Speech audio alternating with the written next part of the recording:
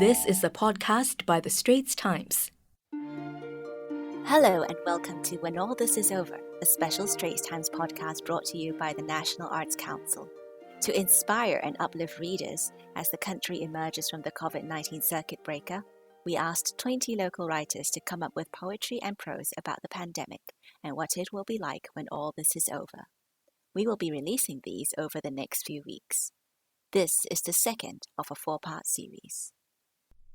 The Window by Theophilus Kwek.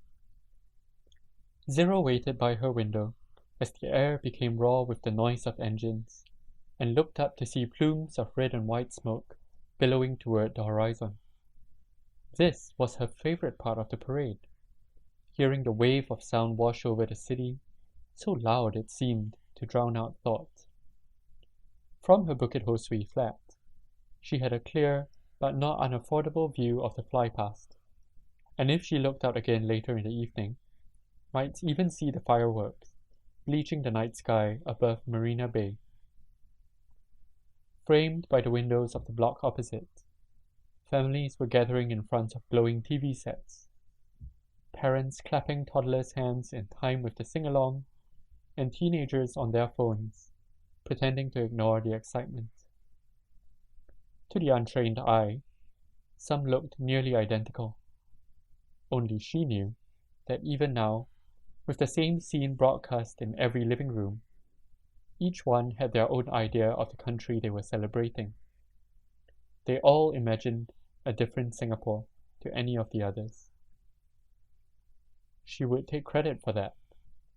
For months, she had successfully lulled the city into believing that they were fighting an unknown disease, creating the perfect conditions to hasten the spread of 3 common but deadly illnesses in her arsenal. The first, panic, was easy. It flared up like an old infection and almost immediately caused an itch that sent everyone to the shops. The second, prejudice, was more subtle.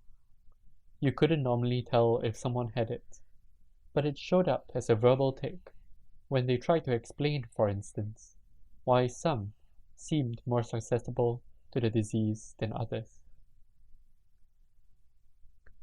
A third ailment, pride, was already endemic. You could see the symptoms in the first weeks of the outbreak, when people began crowing about how well the city had done in fighting the disease. As the numbers continued to rise, they found a way to talk about those numbers as if they were in some far-flung place, not the same community they inhabited. Even now, as the tanks rolled on screen, pride threatened to make a comeback. It had a way of spreading quickly on festive occasions, and could be exceptionally contagious. Truth be told, all this had gone more smoothly than she expected. There were points when she thought her plans would be ruined, like when places of worship opened their doors to take in the homeless, a startling moment of generosity that made her think they had developed an immunity to panic. Or right after the disease took hold in the migrants' dormitories, when people rushed to support charities, delivering food to facilities on the very fringes of the island. Yet these were few and far between, singular acts of kindness that never really gained momentum. She suspected that they, too, were reactions to the disease, the body responding in strange ways to the shock of attack. In any case, resistance to common illnesses was at an all-time low. All she did was persuade her neighbors that these were less malign than the virus out there. Most forgave themselves easily for letting these maladies have the upper hand as they busied themselves with the crisis. Another National Day song blared from her speakers, joining the tinny voices wafting down her corridor. On the surface, and sometimes she thought, even deep down, she was not so different from her neighbors. Except this year, any apparent similarity was a little further from the truth. The illnesses she had spread would make them think of their own first when they thought of Singapore. For each of them, The city had become a crowd, resembling only their image of themselves. She found herself smiling at the thought. She knew she was good at what she did. They didn't call her Patient Zero for nothing. But she wouldn't count her chickens either. This city could surprise her, even at the best of times. It had a strange knack for pulling together despite her best efforts, and deep reserves of decency she hardly knew about. The fight was hardly over, but she would be prepared. Still smiling, she went back inside, then turned and shut the window firmly behind her. A Visitation at Mustafa, Daryl Qilin Yam. It was like nothing had changed. We were in the luggage department, just two people among many others, trying to judge which suitcase would be ours by the end of the hour. I never forgot how large the department was, but I suppose it's easy to forget how large anything is in Mustafa. The bags occupied one entire end of L2, hundreds of them displayed for sale, propped up and gathered together like relics, monuments, a memorial. I asked my companion if there were enough tourists in the world to warrant the production of so many bags, and he said, sure, of course. It was just a matter of time. He then said something else, something that I felt was rather enlightening. It's not about demand. It's not even about supply. He smiled. It's about the illusion. I blinked, somehow stirred by what he said. I was moved not by what I understood, but what I felt to be the truth of feeling that ran beneath his words. I remained by his side, watched him go through his usual process at Mustafa, staring, testing, endlessly calculating. He seemed ready to make a final decision when I received a text from a mutual friend of ours, wondering if we could buy a few things for her while we were here. I showed the text to my companion. You can get, for sure, he said. But maybe you go buy first? I nodded. Find me when you're done. I spent the next 45 minutes feeling like I was on a scavenger hunt. The shaving cream was an L1, but the toilet paper was an L3. The HDMI adapter sent me down to B2, but the frozen dal, next on the list, meant that I had to make my way up to L2 again, where I'd last left my companion. He didn't message me, by the way, to say that he was done. I wondered what a privilege it was to squander away time like that, running an errand for a trip overseas. And did I even want to be on this trip, I asked myself. Wasn't it too soon? Earlier he asked if I needed a suitcase too, and I said no, I didn't. I'm happy with the one I had from before. Before, he said. Before? Yes, I said. Before. I walked up the stairs, pausing on B1. I love the noise of this place as well as its smells, the combination of flowers, baby powder, and fresh produce in trolleys. But B1 was special. It sparkled, quite literally, with gold and silver and diamonds. I went over to a nearby display and was peering down at a row of ornate bangles when I felt another change take place around me, a change I was unable to make sense of, like the lights dimming but also brightening, or like a dawn that was also a dusk. And that was when I saw it, the robed figure, climbing up the stairs to L1. It moved, unhurriedly, freely, seemingly without clear motive, its robes long enough to disguise the presence of its feet. I followed it. I watched it wander around the ground floor. I saw the way it rubbed its hands together before it placed them over the shelves. It brushed its hands over the milk powder, the Maybelline mascaras, the contact lens liquid.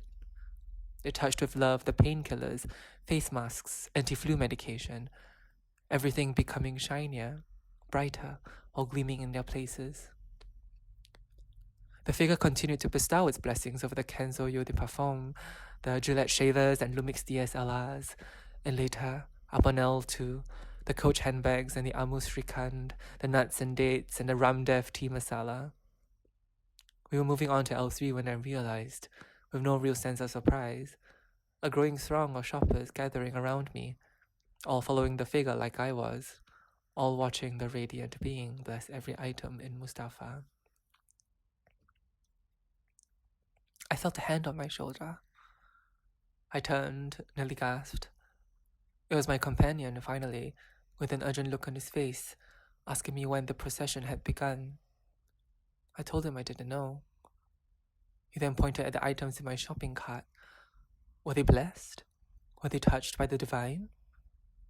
No, I told him. They did not have the opportunity.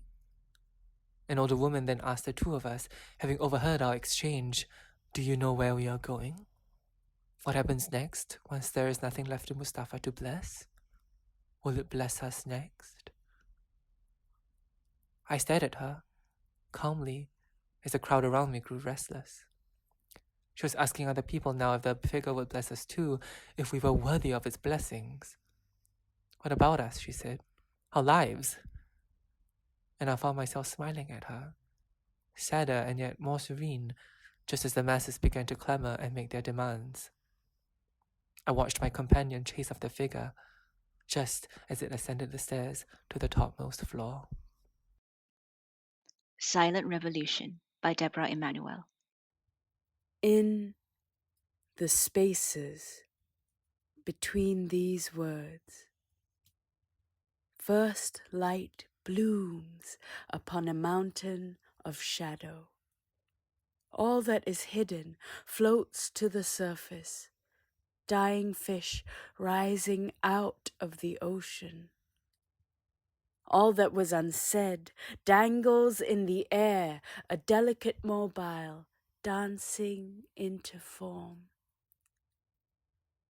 In solitude, resilience springs forth, a fountain which did not know itself. In the chasms between each sound, whole civilizations are found, birthing themselves from the rubble, peeling away bandages from forgotten fruit, striking matches for a new fire. A fragile world crumbles to become a perfect circle. A star shines bright in a traffic void sky. From the silence, a single breath is drawn into the belly of the universe, releasing winds of revolution upon an unsuspecting earth. In Between by Kirstin Chen. The child's whimper seeps through the wall in jagged staccato beats. "I know, Cookie, I know," the mother says. "Oh, Cookie, I know." The whimper crescendos to an ear-splitting howl. "God damn it," says the father, pounding our shared wall so hard I jump back, dropping my toothbrush in the sink. "God damn it," he says again softly. "You have to, Cookie. You just have to." By my count, it's the 4th time they've tried to potty train that kid. I moved into this apartment a month before lockdown to be closer to the opera house, and then 2 weeks later got laid off. No one knows, not even my parents, who call weekly from Singapore offering to send masks to San Francisco. Ma's prodding to think about coming home would only grow to a demand. I've yet to really meet the family next door. Once I passed them in the hallway and the parents nodded briskly, their eyes opaque above matching bandanas, while Cookie waved and hollered, "Hello, will you be my friend?" In the neighboring bathroom, the boy wails and wails. I plop myself down on the lid of the toilet to listen. It's quite amazing, really, that something so small can make such a big sound. His stamina is impressive. He's barely taking breaths. I wonder if this kid has extraordinarily large lung capacity or if it's hardwired into all of them through natural selection. His cry is soaring and bright with a hint of a whine, a Puccini-leading man. Better have a backup plan, kid, I think. Unless you actually end up a tenor. Everyone swoons for a tenor, unlike us dime a dozen sopranos. After a while, the howls make my head throb, so I shut the bathroom door behind me, moving stealthily through the apartment like a cat burglar. In my old place, I showed no such restraint. I did my vocalizations in the kitchen while waiting for the kettle to boil, hummed arias in the shower, blasted choral music in the middle of the afternoon. Here, however, I dare not sing along to the stereo. I imagine the child's mother overhearing and thinking, "What a pretty voice," in that plain sort of way. I go back to the bathroom because now I have to pee.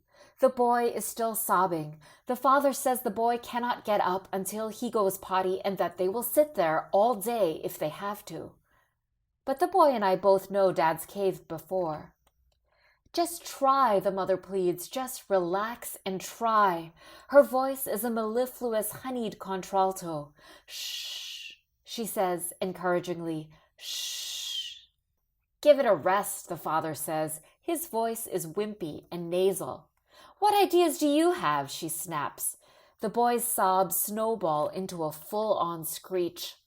I flush and lather my hands with soap. The mother says, "No, Cookie, we're not mad at you." "Oh, we most certainly are. What is wrong with you, Abe? You're making it worse." "I've had enough," the father says. "He's a baby," says the mother. 3 and a goddamn half. The boy cries and cries. "He's scared," the mother says. "You can't go when you're scared." I dry my hands. The towel reeks of mildew. He should be scared. Nobody wants to be friends with the one kid who still wets his pants. "Shut it," says the mother. "Just shut it." "Fine," the father storms away.